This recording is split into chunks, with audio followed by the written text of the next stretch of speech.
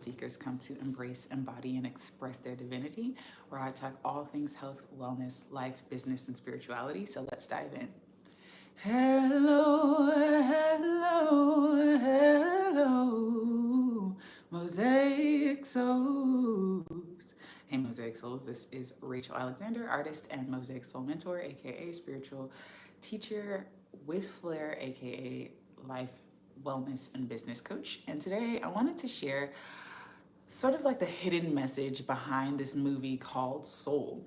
It was like super powerful. I watched it this morning and I was like, I have to shoot a video sharing this video, sharing this movie with other people, because it's not very often that I actually see in mainstream media powerful spiritual messages, So I was like, I have to come and share this video with you guys, this movie with you guys. I already shared it with a girlfriend, and I was like, and she was in tears as well.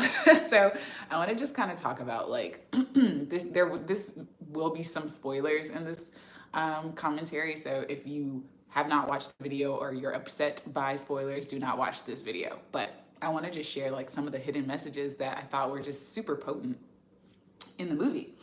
And so the movie starts out with this gentleman named Joe, who's a jazz musician.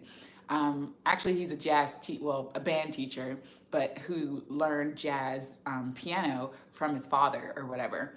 And it starts out with Joe basically in this stage in his life where, he's middle age, he's, being a band teacher sort of part-time, and he doesn't have a family, no prospects, you know what I mean?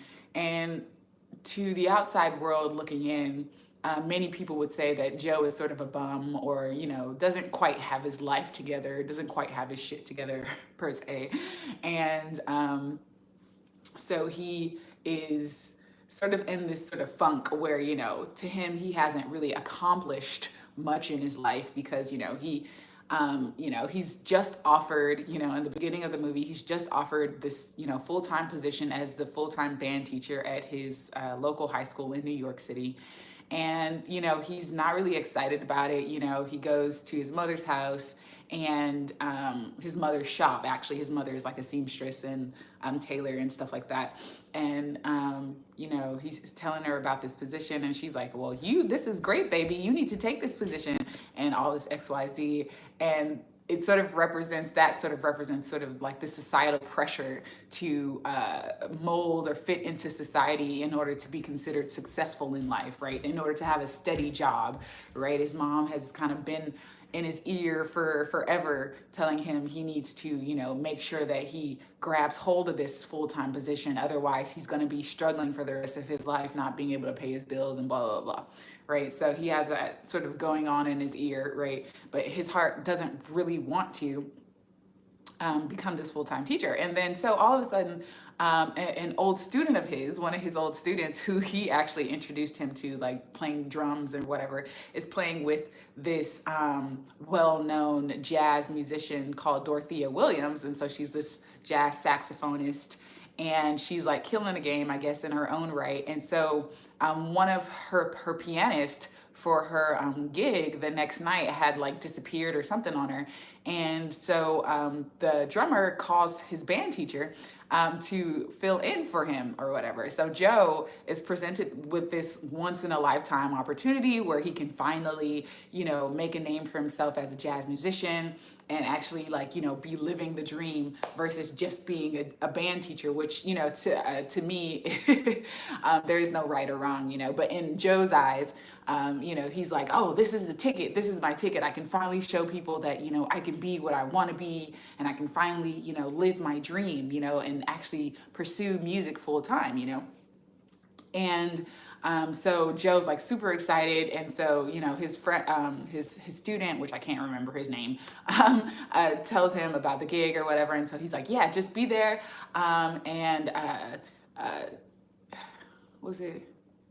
Meet him at the club or whatever, and to see if that would be a good fit. And he got the gig, and so he goes to this something Blue Note or something gig where this is a jazz club, and he, meets with Dorothea. He has sort of like a trial run with, him playing the music. He's like improvising or whatever. Dorothea goes, okay, you got the gig or whatever. And so he's like super excited.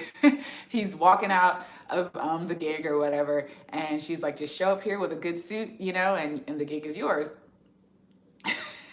So long story short, he's like walking out of the club, and he's like telling one of his friends about the gig. He's like, yes, I just got this gig and XYZ, da, da, da. He's just walking. He's not really watching where he's going. And so there's like so many along his obstacle of walking, I guess, back to his house or whatever. He's like walking, and he's almost killed like 3 or 4 times, right? Like there's this like big thing of bricks where this construction site like drops like right after he crosses, and they're like, hey, watch where you're going. And like there's also like these nails and stuff all over the floor where he like totally like misses some of the nails, and it's just like he almost gets hit by a car and stuff like that. So he's totally like just on the phone, just super excited, not watching where he's going. And then all of a sudden he falls into a pothole and his phone is up in the air. And then you think, okay, he falls into the pothole. And then you think he wakes up, right? But instead of waking up in his body, he's waking up as a soul, and he's finding himself like sort of in this darkness. And then he's like sort of moving and on this sort of conveyor belt towards this big ball of light, right? And all of a sudden he's like, where am I? What's going on? And so he turns around and he starts to see these other little old looking souls, right? Because he has sort of like these lines in his eye. The soul is sort of like this white Casper looking, entity, and him with his little hat or whatever. And so he turns around and he's like seeing these other little souls, and they're like, yeah, we're going to the great beyond. Aren't you excited? Or whatever. And he's like, no, I'm not excited. And the old little lady soul was like, oh, this must have just happened to you very suddenly. She's like, yeah. And she's like explaining a little bit about not really where they're going, but like that they're on the way to the great beyond. They don't really say what the great beyond is. To me, anytime you see a ball of bright light, it sort of represents reincarnation and or a portal. In general, like I think, I'm not really too versed on this, but I think in general it represents sort of going into the great light as being reincarnated. So you're going to be reincarnated as a different human or whatever. But they don't ever really say in the movie what the great beyond is, So it's kind of up in the air. But Joe knows that he does not want to go to the great beyond. He's like, I just got this freaking gig, like I am not going to the great beyond. Like, what the heck?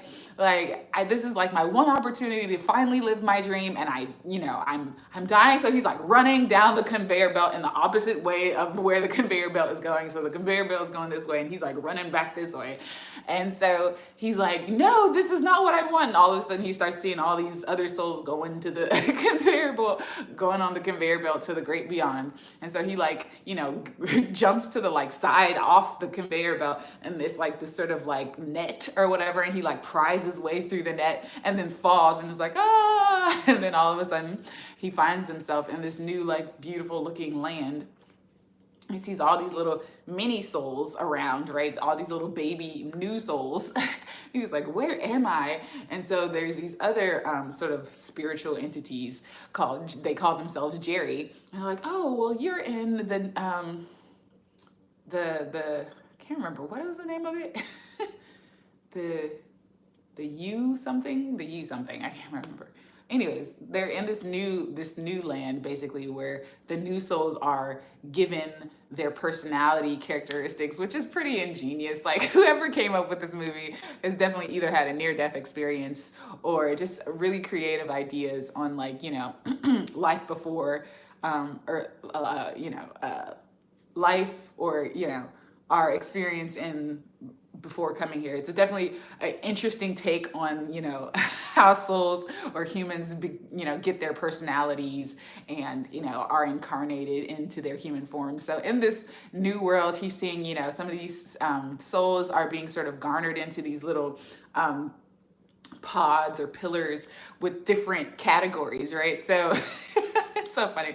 Jerry, one of the Jerrys is like ushering, like say a group of 7 little new souls. Well, you guys will be go into the insecure. You guys will be going into the self-absorbed. You guys will be going into like all these different personality characteristics, right? And it's freaking hilarious. It's like, okay, this is really cute idea or way of like, looking at how souls get their personalities, which I call like sort of like your spirit selves. Like that's the way that I differentiate it in my mind.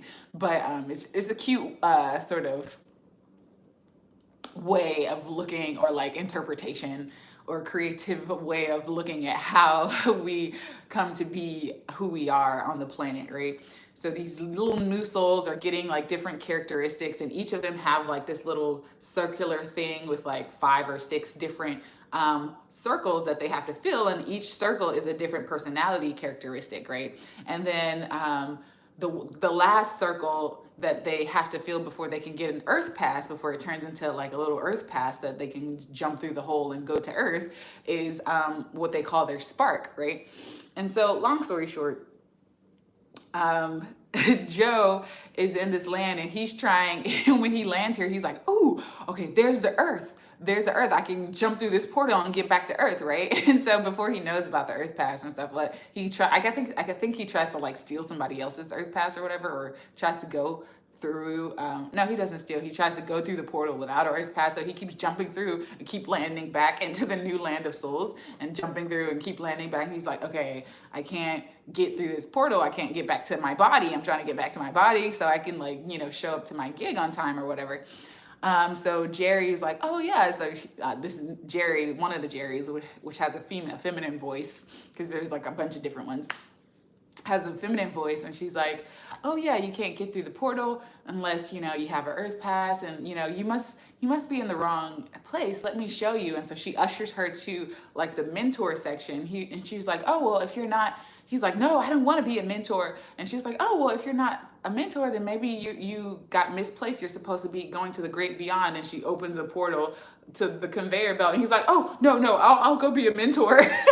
And so he like goes to the little seminar where they're teaching them how to be mentors or whatever. And Joe like picks up a pass, a name pass with someone's name, Dr. Borgenstein or something like that, someone who died or whatever. And he's like watching the seminar, and they're like teaching them all these things about how to like be a mentor soul to some of these young souls, so that these young souls can find their spark, right? And so Joe goes through there, and Joe is paired with, it's like time for them to be paired with different souls or whatever. And Joe is called Dr., like the pass that he stole is called Dr. Borgenstein or something like that. And so he's paired with soul number 22. One of the first souls, right? One of the first 22 souls, right? And which is funny to me, with a 22 number, which is also numerology, which is a very dynamic number as well. But long story short, this soul basically has been very difficult, has been there for thousands of years, right? Because at this point, some of the other mentors are paired with like soul 100 billion and blah, blah, blah, blah, right? Like, but this soul is soul number 22, right? So she's been there for like thousands of years. She does not want to go to Earth. She's like, she doesn't see any point in being incarnated and going into a meat suit. She thinks Earth is stupid and does not want to go. And she's given every single one of her mentors over the thousands of years a very hard time to avoid getting her spark or whatever, because she doesn't see any point in incarnating and becoming human, right? So he's paired with soul number 22. Joe is paired with soul number 22.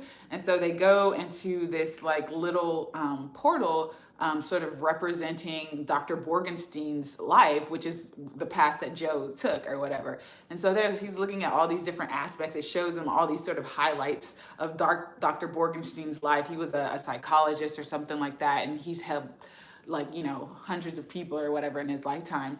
And so soul number 22 was like, look, I am not interested in your life. Let me tell you something about me. You are not going to be able to help me find a spark. There's no point in me incarnating. Earth is stupid. And like, I've given, if, Mother Teresa and Abe Lincoln and some other prominent figures or whatever who was sent to her to help her like find her spark has not been successful, and they like showing all these like clips of these other souls like Mother Teresa like going, you like soul number 22 giving them a hard time. If they can't help me, then what makes you think that you can help me? And Joe goes, well, I'm actually not Dr. Borgenstein. And she's like, you're not? And he's like, is there a way that I could like show my life? And so he goes up to this like little panel and like puts his hand or something over it, and it actually starts to show Joe's life. And in this like room that transforms from showing highlights of Dr. Borgenstein's life, it starts to show Joe's life, highlights of Joe's life or whatever. And then this like these little highlights, it shows Joe being very sad, right? Like him not being satisfied with his life, him sort of wasting his life away, being a band teacher, being kind of sad and lonely, not achieving his dreams, right? It's only highlighting, right, sort of the moments that Joe feels unaccomplished and unachieved, right? Like all the things that us as humans think our lives mean, right? Like are the highlights that are in this room or whatever, right? So a normal person who's been accomplished, like Mother Teresa or something, all these highlights of the things that she's done on the planet, right? Those are the things that we think that we're here for. And so Joe's sort of depiction of his life, it seems like he's wasted his life, right? So soul number 22 is like, this is just really sad, man. And she's like, what are you doing? And he's like, I'm trying to get back to my body. I just finally got this gig. I can finally make something of my life. And, I find myself here on the way to go to the great beyond. And so he's like, is there a way that you can get me back to my body, like, or whatever? And she's like, oh, so you don't want to help, you don't want to make me go to Earth? Okay, fine. And so she figures out a way to help him get back to his body. And so they go into this land of, what is it called? They call it the zone or something like that. It's a land where souls who are like in the zone, sort of like an athlete when they're like in the zone, or a musician when they're in the zone. This is kind of where the souls go. And so soul 22 takes it to this land, and then they meet this other, not auspicious, but this other flamboyant character with a beard and, crazy hair or whatever. And he's like manning a ship, and I can't remember the characters' names, but he's like, he's like, welcome to, the zone or whatever. And he's like, sorry, excuse me.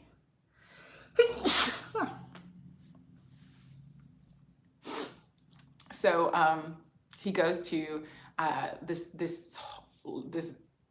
I can't remember if he goes there first or if he goes to sort of the land of the lost souls or whatever. I think he goes to the land of the zone, and then they end up traveling to the land of the lost souls. And so this guy who's manning, the captain of the ship, I can't remember his name, he sort of directs Joe and is like, oh yeah, well, this is the zone, and this is where souls go when they're in the zone and they've reached this sort of place of like sort of nirvana, but while they're in a body or whatever. And, just moments in time where people reach this place of feeling like, higher states of consciousness. And he's like, but this can easily turn into the land of lost souls, because sometimes when people enter in the zone, they become super obsessed with life, and their obsession starts to disconnect them from life, And so they end up entering into the land of lost souls. He's like, well, I'm not connected to my body or whatever. Well, the captain is like, oh, you're not connected to your body. And it's him and some other little flamboyant creatures doing all these like ceremonial dances and stuff to try to, like he draws a line in the sand or whatever, and it opens a portal or whatever. And he's like, oh, okay, well, we got to take you to a place where it's a little less dense or whatever, and it's thinner, and we can get you closer to like sensing and you back into your body. Long story short, the guy like takes him to this part of, I think, the Lost Souls land or whatever, and draws this circle in the sand, and he's like, trying to coach Joe into like meditating and focusing on reconnecting to his body. And Joe is like, do I have to do all this, man? Because he's like drawing the sand, and his friends are like, oh, like making all these like tribal sounds, playing the drums, and Joe is like, I am not going to be able to get in the zone with this. Is there a piano? I can get in the zone with the piano. And he's like, no, Joe, focus on where your body is. So it's like this black hole, and Joe's like meditating. He's like rolls his eyes and starts to try to meditate and focus in. So he's like, the guy's coaching him. He's like, so where do you feel yourself? Where are you? And Joe's like, I hear a heartbeat monitor. He's like, great, Joe, keep going. And then Joe starts to pull up like where he's at. So his body is in a hospital bed or whatever. And Joe's like, yeah, I smell hand sanitizer. He's like, great, Joe, keep going. And Joe's like starts peeking and seeing himself, seeing like the city come into thing. And the guy's like, no, don't lose your meditative focus, because it starts going black and going away.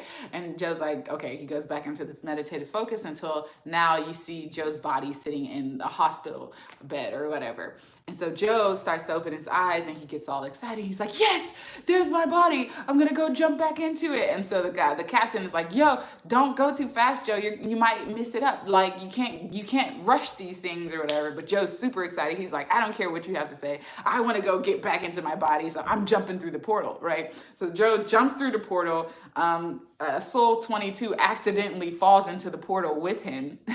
And so they're like falling through the portal towards his body. And then all of a sudden Joe wakes up and he's like, yes, I'm finally in my body. He's back in the hospital. But instead of waking up in his own body, he wakes up as the cat who's sitting on his lap in the hospital bed. And he's like, wait, what's going on? He's like looking at himself. He's like, what's going on? And he's looking at himself and he comes back as the cat. And he's like, this is not supposed to be happening. And Soul 22 wakes up in his body. So remember, them two like fell through the portal. I don't know, sneezing today. But it's super funny. And so long story short, they go through this whole dilemma of trying to figure out how to get Joe back into his body and Soul back into the land of new souls so she can go find her spark and go start her own life or whatever.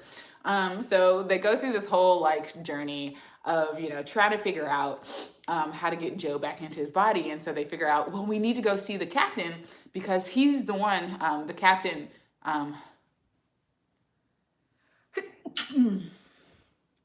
the captain will be able to help us. The captain will be able to help us because he's already here in New York. He's like this kind of crazy guy, like spinning a sign on the corner of like 14th and 7th Street or something like that. And he's like this crazy, I don't know, I'm so sneezy today.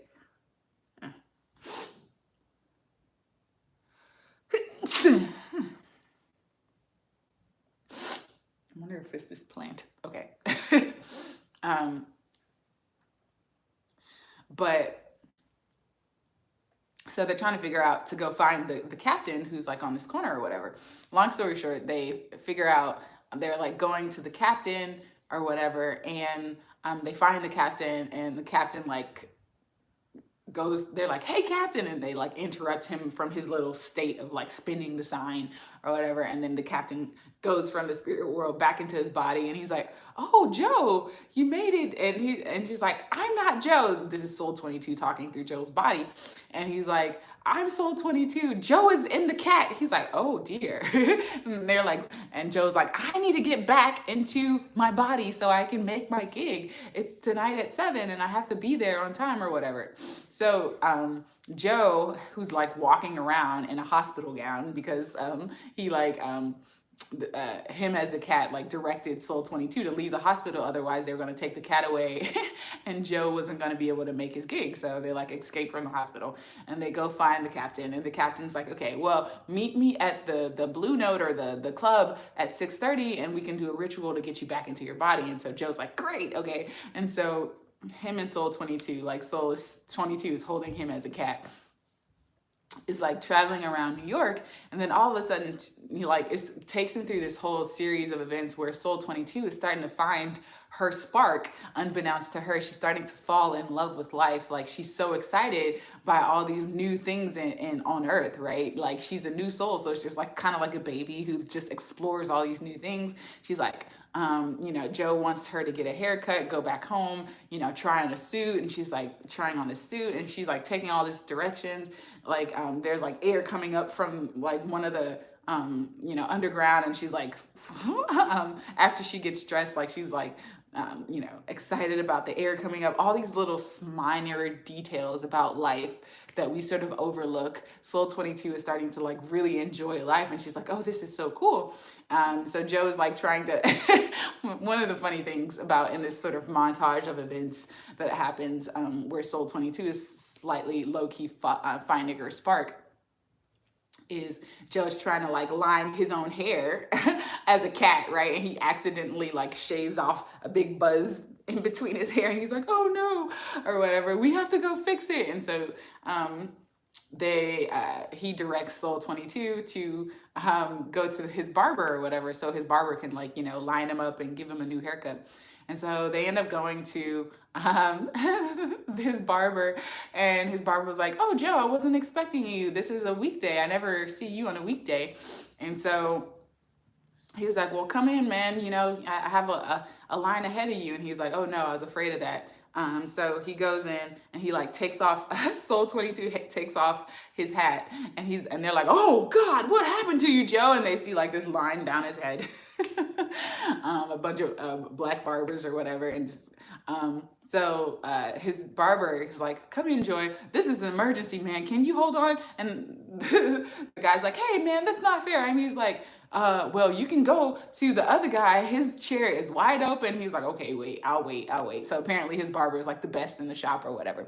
And so he goes and sits into his hair. And then all of a sudden Soul 22 is like going on about, why, it's not that big of a deal to be human or whatever, and all these other things, and some of her plight with human life or whatever. And everybody in the shop is like listening to her intently, and like she's like asking her barber, Joe's barber, all these questions about himself and his life or whatever. And turns out his barber had wanted to be a veterinarian, but and so Soul 22 is like, oh, well, you must be sad and like disappointed that you didn't become, your life is ruined because you haven't become a veterinarian.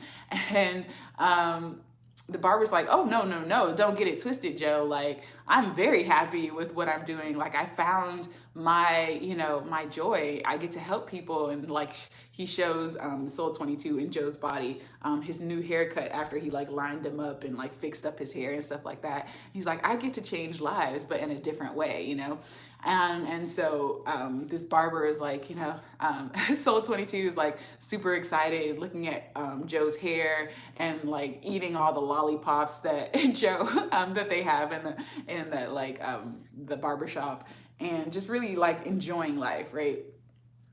Long story short, it's this journey and obstacle to get back to the jazz club because Joe is like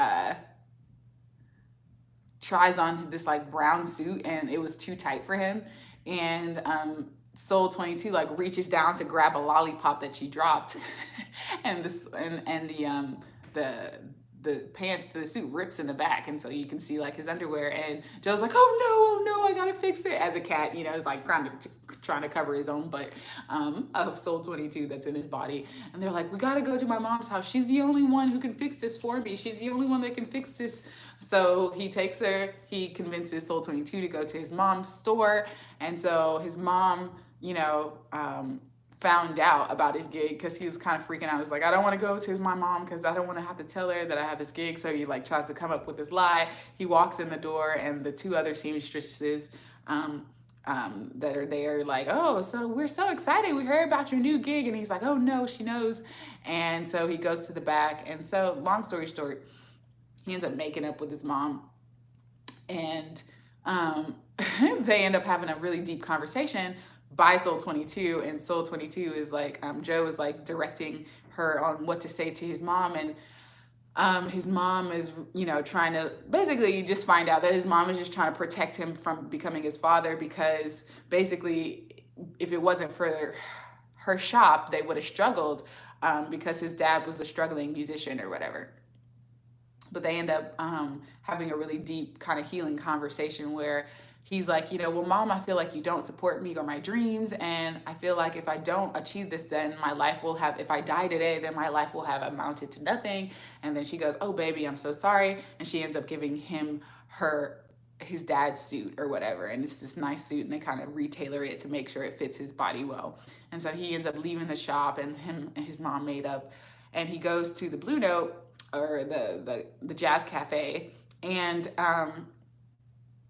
long story short, they see the captain there, and the captain's like, okay, are you ready to do the ritual? He's like, okay, yes. And so Joe's there in cat form, and Soul 22 is there in Joe's body. And Soul 22 is like, well, no, I'm not ready to go back. I haven't found my spark yet. I haven't found my purpose. So this whole time, right, they believe that your spark is your purpose, right? Your passion, the one thing that you're sent here to do, right?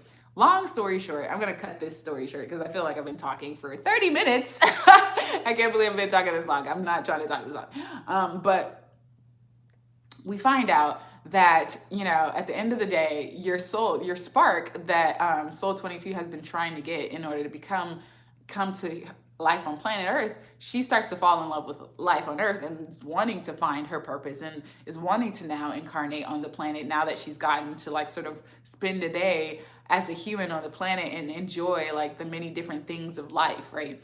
And so she runs away in Joe's body and steals Joe's body.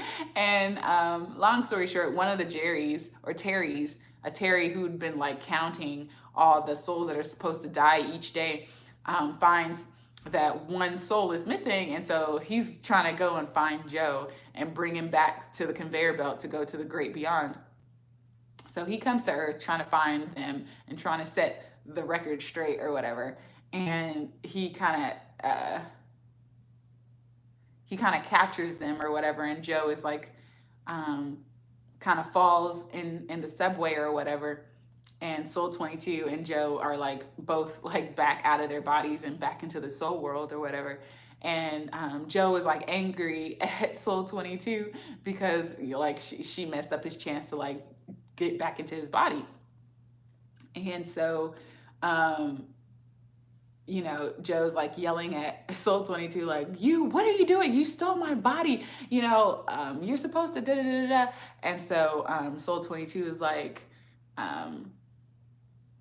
angry at him or whatever, but her Earth pass with all the little personality finally turns into an Earth pass, right? With the little circles that has different personality characteristics. Her last circle is finally filled in and it turns into an Earth pass. And so she's now ready to go on Earth.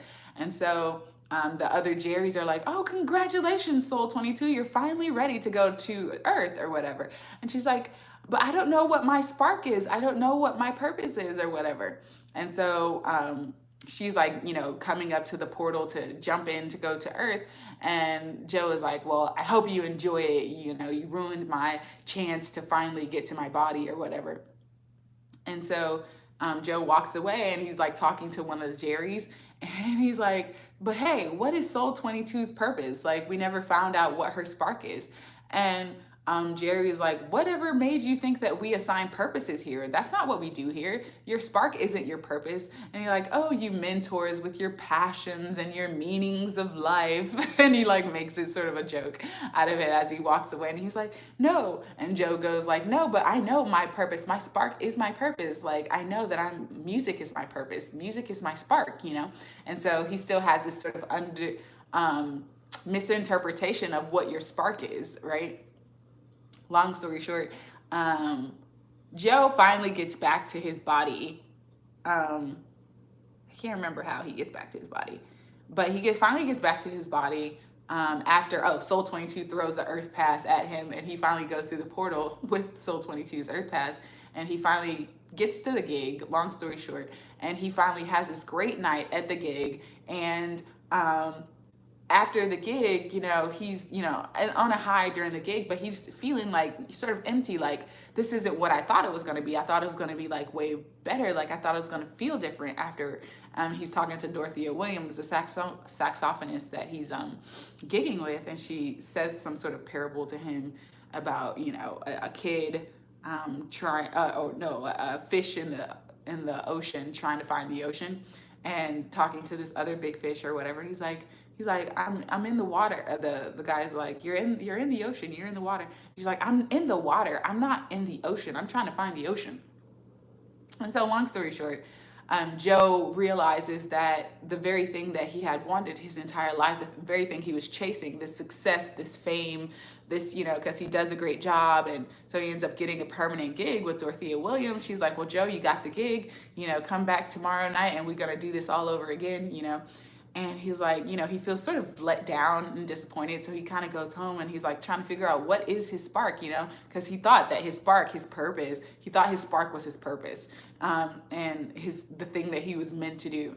And to me, what this message sort of embodies is that we're not here to do one thing, right? Just like the barber was like, yeah, I really wanted to be a veterinarian, but he ends up finding joy and his, fervor for life and becoming a barber, right? And so oftentimes I think, in our lives, we think that our purpose is the one thing that we're meant to do. But it's like when you're a soul having a human experience, you have so many ways to express your passion, ways to express your joy, ways to show up in the world and help others or do what brings you joy, right? There's many ways that we can do that. For me, like, it's so obvious as a Mosaic Soul, I do things in so many different ways. My joy can be expressed in so many ways, from web design, graphic design, to singing, to, to so many different things, from filmmaking to photography to so many things, and we think that our purpose is, our career, right? Like on the earth, we're very much so beaten into our heads that our purpose is our career. But what we find out in this movie is that your purpose is not your passion. Your spark is not your passion. Like, your purpose is to live life, right? And so Joe goes back into his home and he's like, looking at all these things that Soul 22 had collected while she was in his body. And he starts to recognize, it goes through this montage of Joe's life, of him really, all the moments that he really took in life from his childhood to his adulthood, all those moments where he really appreciated and revered his life and really like smelt the roses of his life, right? Like, really took in the moments of, waking up and, showing moments of him like, riding his bicycle and taking in the fresh air, or feeling the ocean water as it washes on his feet, or, playing music for his dad as he's old or whatever, and watching the fireworks on the balcony and just being in awe and really taking in life, right? That be your purpose, right? Your purpose is to really be who you came here to be and to really enjoy freaking life, right? Like, so this movie is super, super potent because it's just so beyond what most of us think that our purpose is. We think that our purpose is, oh, your career is your purpose, but clearly that's not it, especially if you're a soul that can, a multi-dimensional being. Of course you can incarnate and do whatever it is that you feel excited and passionate about, right? That can't be your purpose, right? So your purpose is to really revel in life. And also what I loved about this movie was just letting go of the idea that there's a wrong or right way to do life, and that you're a failure if you haven't, achieved all these accolades in your life, right? Like, in that sort of scene where Joe is, bringing up these highlights of his life, instead of highlighting all the things that you think that makes you a failure.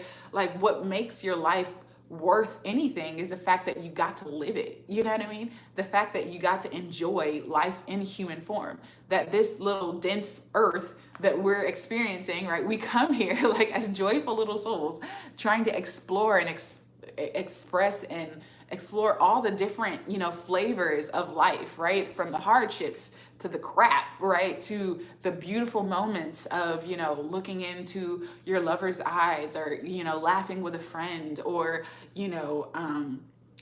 taking a walk in nature, or, eating delicious food, or feeling the sun on your skin. All those little things that we totally don't appreciate. I really love that this movie highlighted that that's really what our purpose is. We're really here to live, and it's not necessarily living without intention per se, but it's more so living with the knowing that you're a divine being and you came here for the human journey. Like, we came here to enjoy the human journey, and our purpose is not necessarily what our career is, right? Like, our careers change and morph over time, but that can't be our purpose if it's always changing and morphing, right? Like, what we're passionate or excited about can't be our purpose, because we're passionate and excited about a lot of things, right? And I think what I love so much about this movie is letting go of this idea that, you know, your purpose is your passion, right? Your purpose is like what you're here to do, the one career choice that you're supposed to make, right? Like, that's not what we're here to do. And I just love the message of that. It was so beautiful. Like that part where Joe realizes that his spark wasn't music, but that was just like his passion. It was so beautiful, because this montage of, you know, moments of him really revering and like, you know, soaking in life. Like, it just had me in tears, because I was like, this is what we're here to do. You know, it's such a beautiful reminder of why we come here, you know, in my mind. You know, everyone has their own interpretation, right? So I would say flow of what feels good and let go of what doesn't. But that's exactly what it is for me. Like, it was just sort of like, that's why I'm here. I'm really here to enjoy life. I'm really here to love living, you know, to freaking love living and being human, you know? Like, I remember just being a little girl and looking at my toes and, you know, things like, and even as an adult, I still do that. Sometimes I'll have these sort of moments where I'm looking at my body and I'm looking at things around me and being fascinated by it, you know? And I think that's what we came to do, like, as souls, having an experience to really enjoy and soak in all of life, right? Not to get caught up in trying to make things happen, you know, although that's totally fine too, because that's part of humaning, is part of what we came to explore as well. But letting go of this, you know, sort of heavy burden that a lot of us, especially us awakened souls, kind of hold on to, like, oh, my purpose, what is my purpose? What is my career? Like, your purpose is not your career. Your purpose is to live life and to be who you are, you know, and to really enjoy your friggin' life while you're here, you know, and to revere life and to have fun and to, you know, take in the moments that are crappy and to take in the moments that are beautiful and joyful and take in all of it, you know.